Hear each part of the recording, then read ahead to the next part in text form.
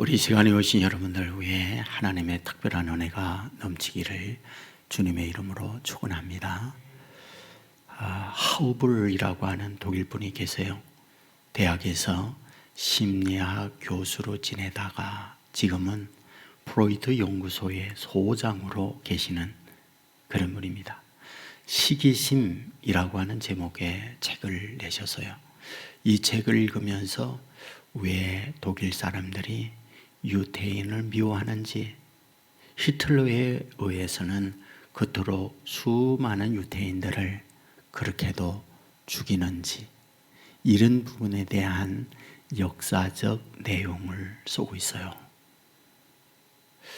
그곳에 유태인들이 많이 살았습니다. 그런데 이 유태인들이 각 분야에 영향력을 발휘를 해요. 정치, 경제, 문화, 기타 등등 어느 분야든지 유태인이 있는 곳에는 그들이 높임을 받고 그들이 실력을 발휘를 합니다. 이런 가운데 서서히 독일, 그들을 게르만족이라고 그러는데 그들 안에 비교를 하면서 유태인보다 우리가 못한가? 라고 하는 생각과 함께 그들을 향한 시기, 질투심이 싹트게 되었다, 그런 얘기입니다. 그러면서 구체적인 실예들을 들고 있어요. 먼저 음악가 바그너 이야기합니다. 음악을 한 분은 슈베르트, 모차르트, 베토벤 등 바그너 음악을 알고 있잖아요. 그는 가난했어요. 실력도 미미했습니다. 마음속에 나도 실력 있는 사람이 되고 싶다. 그런데 당대의 이 음악계에 거장이 없고 사람들에게 인정받는 사람이 있어요. 자코모입니다. 그에게 편지했고 나는 당신에게 사사받고 싶습니다. 자코모는 바그너를 받아들였죠. 그리고 많은 자문과 많은 교육을 하면서 바그너 역시 실력이 향상이 돼요. 그런데 문제는 사람들에게 인정을 받지 못하는 거예요. 이러한 여러 가지 자기 효능성, 자기 실력에 대하여 인정을 받지 못하게 되어지면서 왜 나는 그들과 다를까를 생각을 하다가 이 생각을 하게 된 거예요. 유대인들은 자기들끼리 카르텔을 만들고 있다. 자기들 울타리 안에서 유태인이 아닌 사람에 대하여는 늘 찬밥 신세가 되게 한다. 자기들끼리 돕고 자기들끼리 후원하면서 유태인의 음악이 탁월하다고 말을 하고 있다 라고 하는 생각을 바그너가 갖게 된 거죠. 그리고는 유태인의 음악을 폄하하기 시작했어요. 그들의 음악을 들어보면 너무 천박하다, 요돌종과 같고 사람들의 어떤 감정을 저열하게 만드는 그런 음악들을 하고 있다라고 하면서 유태인들을 비하하기 시작해요. 이런 상황이 있을 때 1870년도에 독일의 주식시장이 몰락합니다. 누군가 희생양이 필요할 때에 유대인들 마음속에 그들이 잘났다고 하니까 이 독일인들이 그들을 희생양으로 삼아야겠다라고 하고는 이런 원초적 배경에는 유태인들이 문제가 있다. 그리하여 이 유태인들을 향한 집중, 공격으로 바뀌게 됩니다. 여러분, 이것이 계속되면서 히틀러에 의하여 유태인 학살로 이어지고 있다. 이런 유태인의 대학살의 원인은 어디에 있는가? 바로 시기심 때문이었다. 게르만족이 우리가 뭐 부족해서 유태인에 비하여 뒤질 것 뭐 있느냐? 이러한 민족의식을, 종족의식을 히틀러가 정치의 슬로건으로 내걸고 여기에 국민들이 히틀러, 나치당에 투표를 한 거예요. 이와 같이 나치당에 투표하고 당선이 되었던 히틀러는 그의 목적대로 유태인들을 대학살하는 데에 그는 정치 권력을 사용했다라는 것이 이 책에서 하는 말이에요. 시기심은 인간의 본능이에요. 누구나 다 시기 질투가 있습니다. 문제는 그 시기 질투를 어떻게 사용하는가, 매우 중요한 거죠. 오늘 본문은 이 문제를 우리에게 가르쳐 주고 있구나 하는 걸 발견하게 됩니다. 본문 3절에 보면 내게 주신 은혜로 말미암아 너희의 각 사람에게 말하노니 마땅히 생각할 그 이상의 생각을 품지 말고 오직 하나님께서 각 사람에게 나누어 주신 믿음의 분량대로 지혜롭게 생각하라. 이 본문에 바울이 하고자 하는 말씀의 핵심은 지혜롭게 생각하라는 거예요. 여러분, 생각은 씨앗입니다. 그런데 그 생각의 씨앗을 어떻게 심느냐, 이에 따라서 열매가 맺혀져요. 이 부분을 바울은 이미 로마서 8장 6절에서 말씀해 주었어요. 육신의 생각은 사망이요 영의 생각은 생명과 평안이니라. 우리에게 말씀합니다. 육신의 생각을 심으면 열매가 맺는다, 사망이다. 영의 생각을 심으면 열매 맺는다, 생명과 평안이다. 맞습니다. 오늘 생각은 씨앗이에요. 어떤 씨앗을 심느냐 하는 것은 결과를 낳게 되어 있어요. 바울은 오늘 본문에서 이 부분을 다시금 강조해요. 너희가 지혜롭게 생각해야 지혜로운 결과를 낳는다라는 말이죠. 그러면 이 지혜로운 생각을 갖기 위하여 어떤 부분을 말씀하고 있을까? 4절에 보면 우리가 한 몸에 많은 지체가 가졌으나 모든 지체가 같은 기능을 가진 것이 아니니 라고 말을 해요. 지혜롭게 생각하라는 부분을 말씀하면서 바울은 우리의 일상, 삶에 우리의 몸을 예를 듭니다. 우리 몸에는 여러 지체가 있지 않느냐? 손이 있고 발이 있고 코가 있고 입이 있고 눈이 있고 기타 등등의 많은 지체가 있다. 그러면서 하는 말, 동일하지 않다, 같지 않다라고 해요. 그렇죠? 손과 발은 같지 않아요. 눈과 입은 같지 않아요. 우리 몸에 지체들이지만은 각각의 그 기능이 따로 있습니다. 그리고 나서 5절에 이렇게 말해요. 이와 같이 우리 많은 사람이 그리스도 안에서 한 몸이 되어 서로 지체가 되었느니라 라고 말해요. 몸의 지체를 말하더니 교회의 지체로 바울이 끌고 와요. 교회 안에 성도들이 많습니다. 김 집사님, 이 집사님, 박 집사님, 장로님, 권사님, 기타 등등의 성도들이 많아요. 이 모든 성도들은 몸의 지체와 같은 분들이다라고 해요. 손에 지체가 있고 발에 지체가 있는 것처럼 성도들도 손의 기능과 발의 기능을 하는 성도들이 있다라고 말을 합니다. 그것을 6절 이하에서 바울이 이렇게 말하죠. 우리에게 주신 은혜대로 받은 은사가 각각 다르니, 은사가 다릅니다.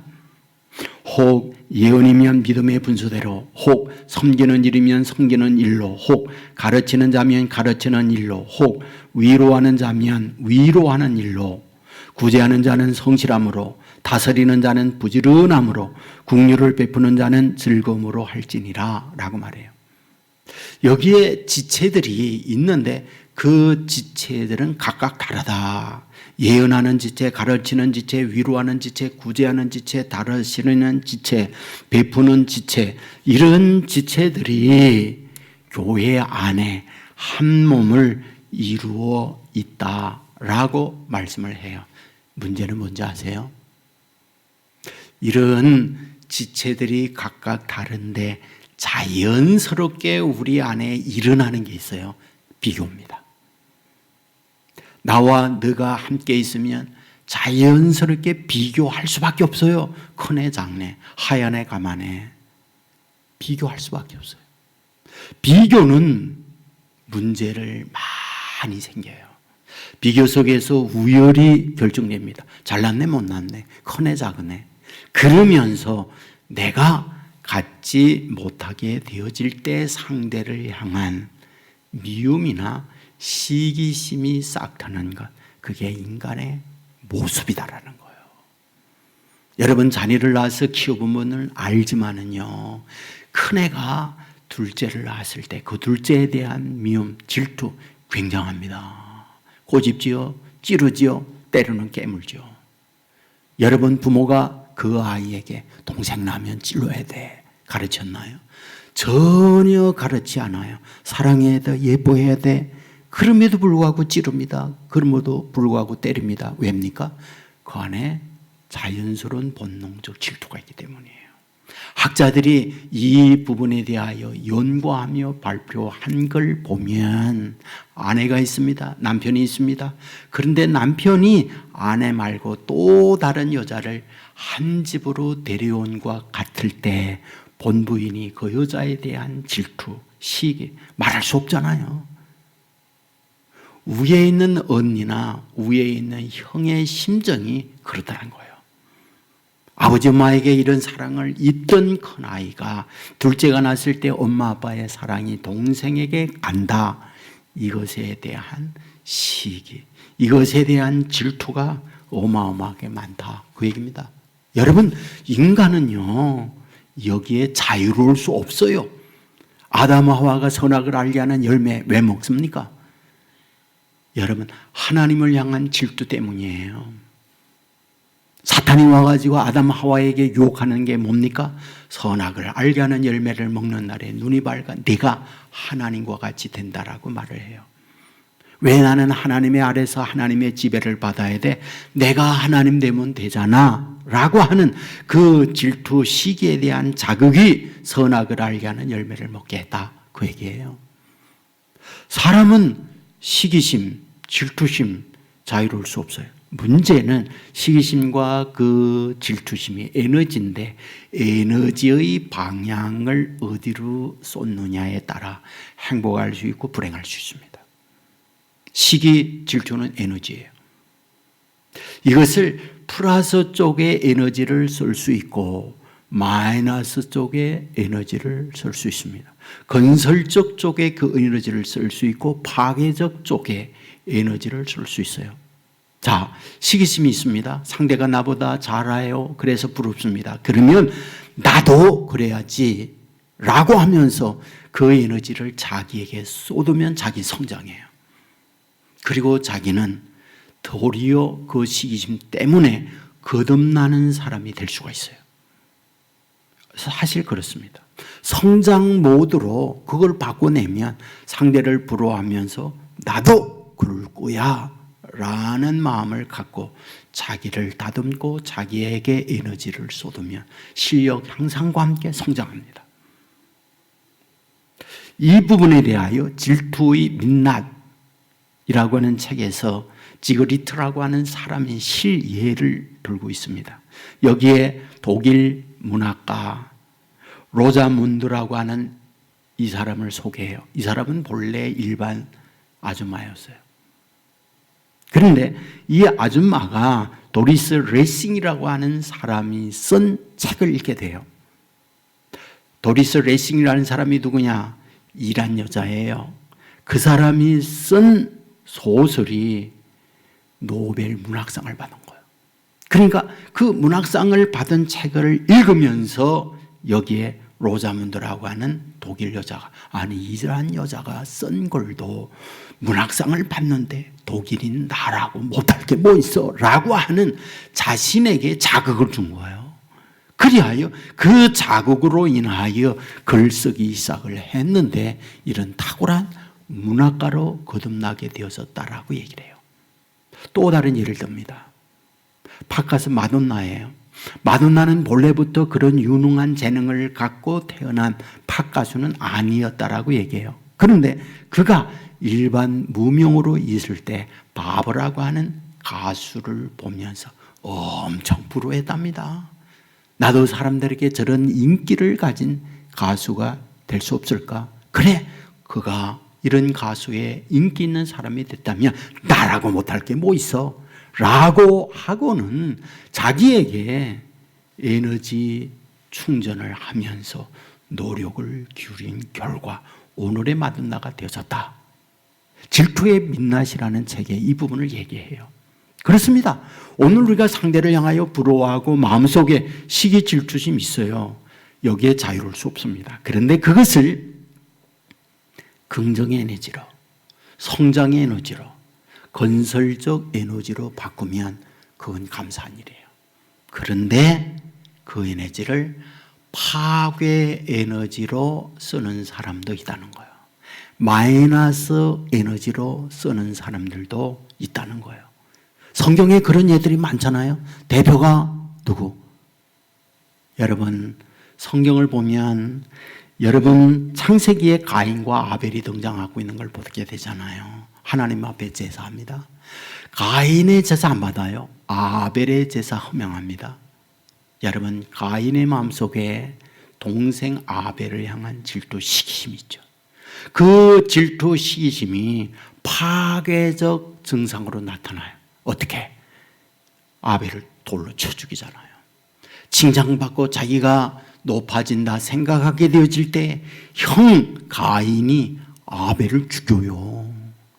우리가 잘 알고 있는 다윗과 여러분 사울 왕도 똑같잖아요. 골리앗을 죽이고 나자 이스라엘 여인들이 다윗을 높입니다. 다윗이 죽인 자 만만, 사울이 죽인 자 천천. 여러분 알지요? 평생 사울이 다윗을 향한 증오, 시기심으로 가득 차서 질투하면서 살다가 불행한 인생, 불행한 죽음을 맞고 있다고 하는 것.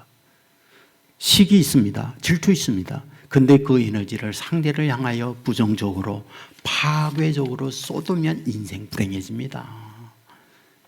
여러분, 요셉 형들도 똑같잖아요.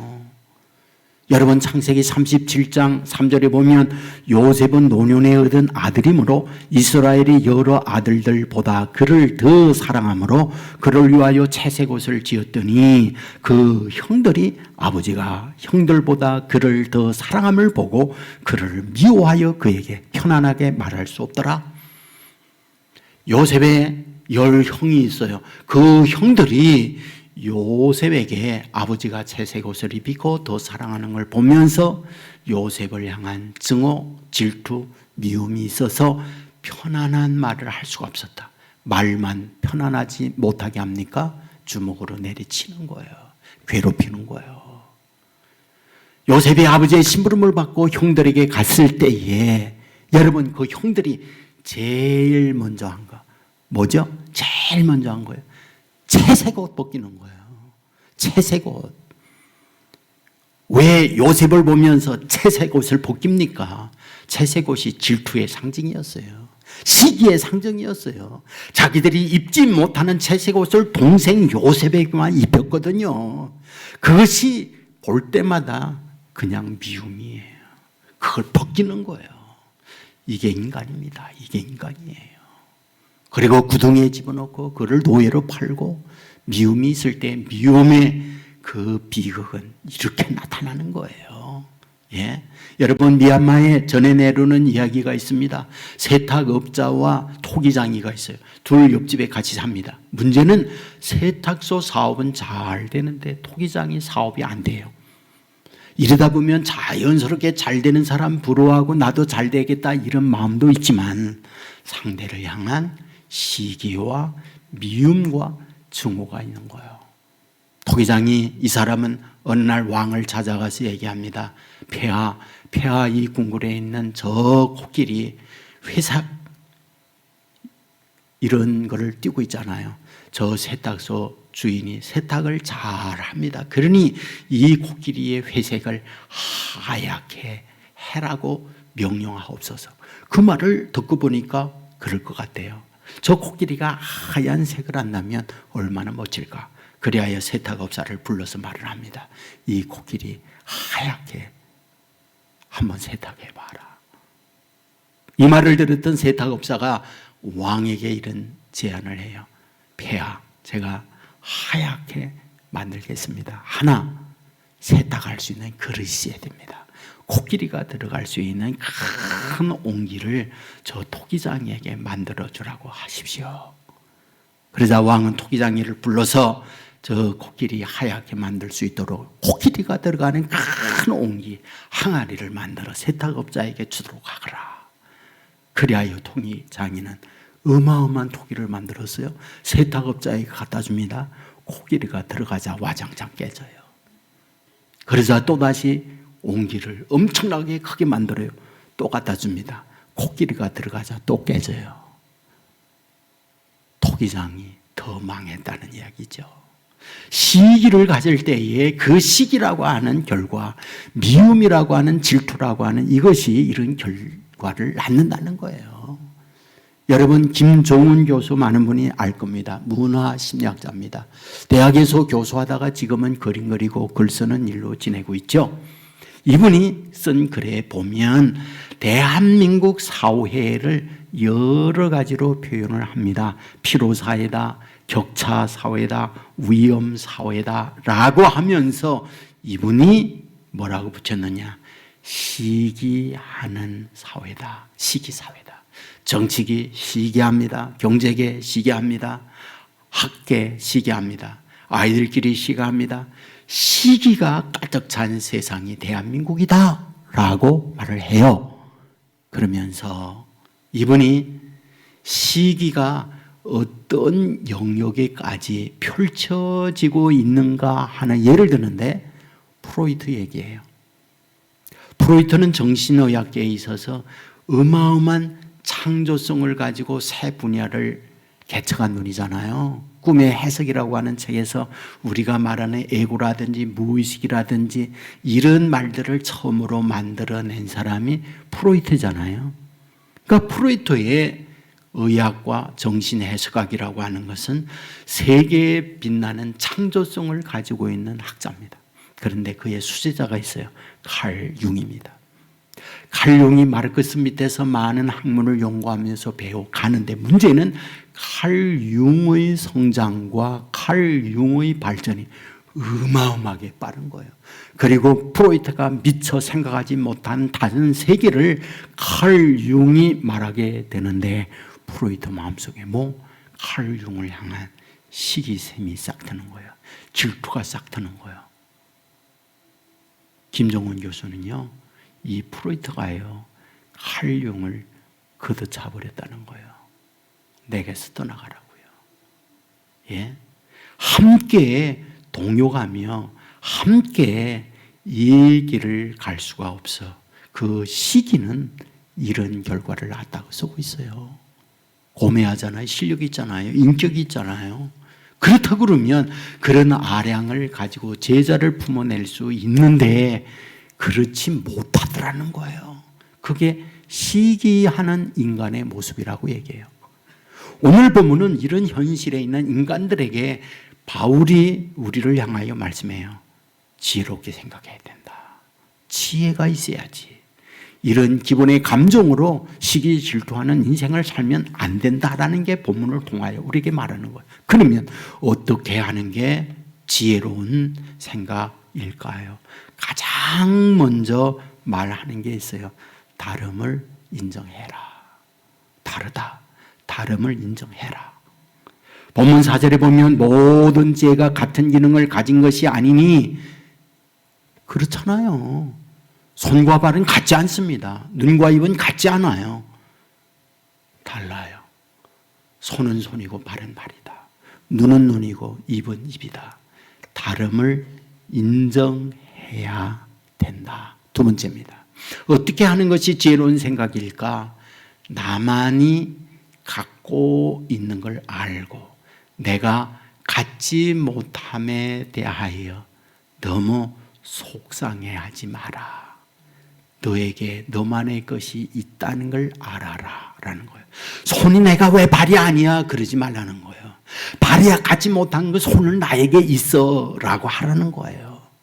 눈이 왜 나는 입이 아니야 그러지 말라는 거예요. 너에게는 눈만의 기능이 있다라는 거예요. 이거가 되어야지, 이거가 되지 못하면 안 된다라는 걸 우리에게 말하는 거예요. 저는 이 말씀을 준비하다가 갈멜산에서 엘리야가 당시에 이 비 내리는 걸 가지고 바알 선지자들과 영적 전쟁하잖아요. 제가 그 말씀을 이렇게 보다가 문득 이 생각이 딱 드는 거예요. 왜 하나님께서는 땅이 갈라지고 천둥번개치고 이런 것보다 이 비의 문제를 갖고 엘리야에게 시험을 하게 하는 이유가 뭘까? 그 생각이 딱 드는 거예요. 엘리야가 기도하니까 3년 반 동안 하늘이 닫히면서 비가 안 내렸어요. 갈멜산에서 기도하니까 하늘문이 열리면서 비가 쏟아졌어요. 왜 이 문제를 가지고 바알이 하나님이냐 여호와가 하나님이냐 이런 싸움을 하게 한 이유가 어디에 있을까? 그런데 대답이 있더라고요. 여러분, 가나안은 어떤 곳? 농사는 농경지입니다. 가나안은 어떤 곳? 농사하기 위하여 비가 내리고 농사하기 위하여 따뜻한 햇빛을 내려야 열매를 거두고 농사가 되는 거잖아요. 그런데 이스라엘 백성이 그곳에 갔더니 농사하는 원주민들 뭐예요? 바알 신을 섬기는데 바알 신이 무슨 신이냐? 농사의 신이에요. 비의 신이에요. 바알에게 불면 비가 내리고 농사가 풍년이 되는 거예요. 그러다가 보니까 엘리야 시대 때 어때요? 왕도 그렇고 백성들도 그렇고 다 하나님 버리고 어디로? 바알 종교로 가버리는 거예요. 이때 하나님께서 이 엘리야를 통하여 뭘 말해주려고 합니까? 바알이 하늘에 비 내리게 하는 신이냐? 아니다. 내가 비를 내리게 하고 비를 그치게 하는 하나님이야 라는 것을 엘리야를 통하여 나타내고자 하는 거예요. 그러니까 하나님께 기도하니까 하늘문 닫히죠. 기도하니까 하늘문이 열리고 비가 내리죠. 뭘 말해줍니까? 너희가 지금 너희 안에 있는 하나님을 보지 못하고 너희가 갖지 않은 바알을 바라보면서 그거 부러워하다가 뭐하나? 하나님도 떠나고 너희의 인생도 망하고 만다. 그걸 알려주는 거예요. 저와 여러분이 이미 갖고 있는 거 그거에 대하여 감사하고 그거를 붙들게 되어질 때 그게 꼽힌다는 거예요. 어쩔 수 없어요. 또 동일하지 않습니다. 손이 발 역할 못합니다. 발이 손 역할 못해요. 각각의 자기의 기능이 있기 때문에 그러합니다. 이소우화예요. 여러분들 거북이와 토끼 경계하는 거 있죠. 현대판의 이솝우화는 어떻게 평가합니까? 경기 자체의 룰이 틀렸다라고 얘기하는 거잖아요. 예? 땅에서 토끼하고 거북이 경기, 그게 말이나 되냐? 아니, 당연히 100번 뛰면 100번 토끼가 다 이기는 거지. 무슨 소리 하는 거냐? 무슨 잠자다가 그런 어리석은 말을 하지 마라. 자, 거북이하고 토끼가 물속으로 들어가면 어떡하냐? 토끼 죽어버려. 거북이가 100번 하면 100번 이기는 거야 라고 말을 하는 거잖아요. 맞습니다. 여러분, 수영선수가 마라톤하고 뛰면 수영선수 이깁니까? 마라톤을 물속에 집어넣으면 수영선수한테 이깁니까? 안 돼요. 사람에게는 각각의 가지고 있는 자기의 기능과 자기의 능력이 있단 말이에요. 여러분, 달란트 비유 우리가 잘 알고 있잖아요. 5달란트, 2달란트, 1달란트 줍니다. 달란트 뭡니까? 화폐 단위죠. 달러다, 파운드다, 웬하다, 원하다 이런 화폐 단위처럼 달란트는 화폐 단위입니다. 그러나 이것은 다르게는 재능이잖아요. 탤런트. 어떤 사람은 한 재능이 있고 한 사람은 두 재능. 다 재능이 달라요. 그런데 내가 없는 걸 가지고 상대에 있는 걸 부러워하다가는 뭐하다? 망하는 거예요. 이미 나에게 주어져 있는 그 재능에 대하여 감사하고 그걸 키워가면 다른 이들도 내 가지고 있는 걸 보면서 똑같이 부러워하는 거예요. 이거를 알라는 거예요. 저는 95년도 안식년을 하면서 영국에 갔는데 가장 힘든 일이 무엇일까요? 그건 영어지요. 예? 영어지요. 예, 손짓 발짓 하면서 그 짧은 영어를 가지고 우리 가족을 먹여 살리고 끌고 다닙니다. 우리 아이들은 전혀 초등학교 졸업하고 간 상태이기 때문에 아빠가 영어 조금 하면 엄청 잘하는 줄 알고 저만 바라보고 있습니다. 그런데 저는 속타는 거지요. 영어 못하니까. 항상 저 자신에게 주문을 건 게 있어요. 주문. 뭔지 아세요? 난 한국말 잘한다. 너희들 한국말 못하지 않냐? 난 그래도 영어 조금 한다. 너희들 한국말 조금도 못하지 않냐? 그러므로 내가 잘났다. 그 얘기를 스스로에게 엄청 주문을 걸었어요. 여러분들 그러세요. 갖고 있지 못함에 대한 속상함보다도 이미 가짐에 대한 감사를 하세요. 이것이 시기 질투에서 벗어나는 지혜로운 생각이다라고 우리에게 말씀을 해요. 여러분, 그런데 이 말씀을 가만히 보세요. 어떤가요?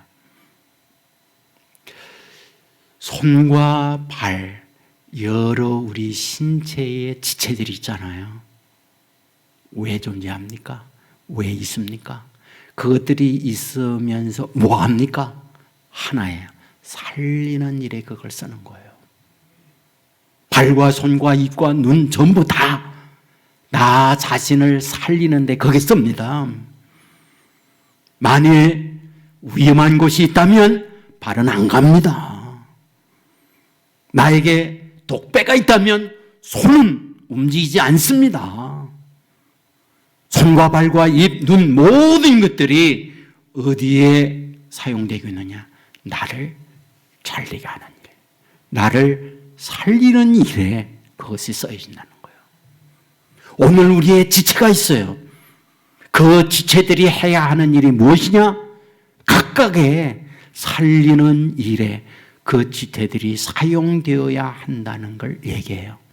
그러면서 오늘 우리에게 바울이 하는 말이 있습니다. 뭡니까? 10절 이하에 보면 형제 사랑하며 서로 우애하고 존경하기를 먼저 하며 부지런하여 게으르지 말고 열심을 품고 주를 섬기라. 소망 중에 즐거워하며 환난 중에 참으며 기도에 항상 힘쓰며 성도들의 쓸 것을 공급하며 손대접하기를 힘쓰라.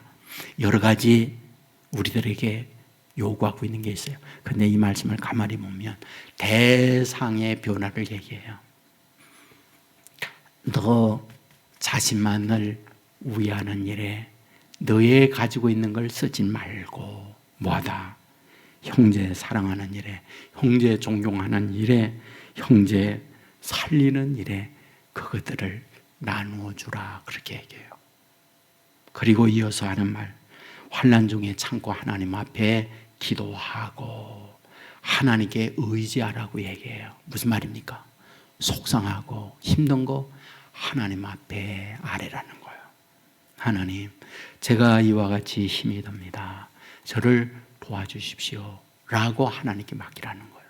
그럴 때에 저와 여러분에게 이미 주어진 것 더 성장, 더 발전할 수 있고 갖지 못한 것에 대하여도 이렇게 하나님께 의지하고 살 때 뭐하다? 하나님이 공급하고 채워주신다는 거예요. 여러분,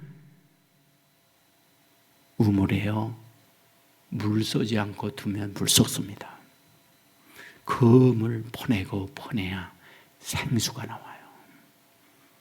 여러분, 저와 여러분이 가지고 있는 이미 하나님께로부터 받은 그것을 이웃들에게 나눌 수만 있다고 그러면 하나님은 그 나누는 그에게 샘이 솟구쳐 채워주듯 더 큰 은혜 채워준다는 거 믿으시기를 주의 이름으로 축원합니다. 그게 삶의 지혜예요. 그게 지혜롭게 살아가는 우리를 향한 본문이 가르치는 거예요. 2년 전 2019년도에 BBC 방송에서요, 우리 한국의 수능을 특집 기사로 방송한 게 있거든요. 그 내용 제가 쭉 읽어보니까 아, 이렇구나 하는 생각을 했습니다. 여러분, 수능 시험이 대개 1년에 50여만 명이 응시해요. 그리고 8시간 그날 꼬박 시험을 봅니다. 근데 그 시험을 볼 때 어때요? 은행문 늦게 열죠. 비행기 안 뜨죠. 그리고 모든 공무원들도 늦게 출근하죠. 그러니까 대한민국 전 국민이 그날은 완전히 다 쓰다박고 오로지 하나, 시험 보는 걸 위해서 다 쏟는다는 거예요. 그거를 방송에서 소개했어요. 대한민국은 이런 나라다. 왜 그럴까? 그 시험 성적에 의해서 인류대학을 갈 수 있고 그들의 미래가 결정되기 때문에 그렇다. 의대 가면 의사 될 수 있고, 법대 가면 변호사, 법관, 판사 될 수 있다. 그렇기 때문에 자기들의 인생의 미래를 위하여 그렇게 투자한다. 대한민국에 학원이 10만 개가 있대요. 그리고 1년에 학원비로 나가는 돈이 22조 원이라고 해요. 학원에 돈 내는 돈만 그렇답니다. 그 엄청난 돈을 대한민국 부모님들이 자녀를 위하여 쏟아요. 여러분, 여기에 이렇게 수고를 하는데 여러분, 이 방송에서 슬픈 이야기하고 있는 게 뭔지 아세요? 슬픈 이야기요. 그날 교회도 그렇고 절도 그렇고 많은 어머니 아빠들이 가서 기도하고 절을 해요. 우리 아이 좋은 성적 얻도록 해 주십시오. 그날은 가능한 하면 뭐예요? 미역국 안 먹고 여러분 찻떡 먹고 가요. 그래서라도 붙으려고, 좋은 성적 얻으려고. 그런데 슬픈 이야기를 그것에 쓰고 있어요. 슬픈 얘기 뭔지 아세요? 그렇게 고생하는 아이들이 세계 자살률 1위다. 이렇게 쓰고 있어요. 그렇게 고생하는데 그 시험 보는 아이들 자살이 세계 제1위다. 그리고 슬픈 게 뭔지 아세요? 이분 얘기가 매해마다 자살자는 계속 늘어나고 있다. 그렇게 방송에서 말하고 있어요. 그렇다면 도대체 왜 그럴까요? 이유가 뭡니까? 단 하나예요. 비교입니다. 단 하나예요. 내가 열등하다고 비교 속에서 갖고 있기 때문에 자기에게 그런 비하적 생각이 자기의 인생을 이렇게 끝내고 있다는 거예요. 얼마나 슬픈 일이에요. 오늘 이룬 우리 인생을 향하여 본문이 말하는 거예요. 다 사람은 똑같을 수가 없어. 사람 몸의 지체가 각각 다르듯이 인생도 각각 다르다. 그 대신에 내가 손이냐? 그 손에 대하여 발을 부러워하지 마라. 그냥 손에 대하여 만족하고 살 때 이 손으로 발에게 손 역할을 해 주어라. 그러면 발도 손에게 발 역할을 도와준다. 이것이 더불어 살아가는 인생의 행복의 길이다라고 말을 해요. 그러면서 뭐라고 그래요? 네 가지고 있는 건 너 자신만을 위해서가 아니라 남들에게 베푸는 삶을 살라고 얘기합니다. 그러면 베풀 때에 그 베품을 통하여 행복을 만들어낼 수 있고 나의 가지고 있는 그곳에 샘물처럼 또 다른 생동감 있는 달란트의 발전을 가져오게 준다라는 게 본문입니다. 이 은혜가 우리 가운데 넘칠 수 있기를 주님의 이름으로 축원합니다. 이야기 하나 드리겠어요. 런던에서 목회하는 목사님 세 분이 계셨어요. 한 분은 FB 마이어 목사님, 한 분은 세계적인 설교가 스폴전 목사님, 한 분은 당시 제일 큰 교회 웨스트민스터 교회당인데 그 교회에 목회하는 캠블 목사님 이분이었어요.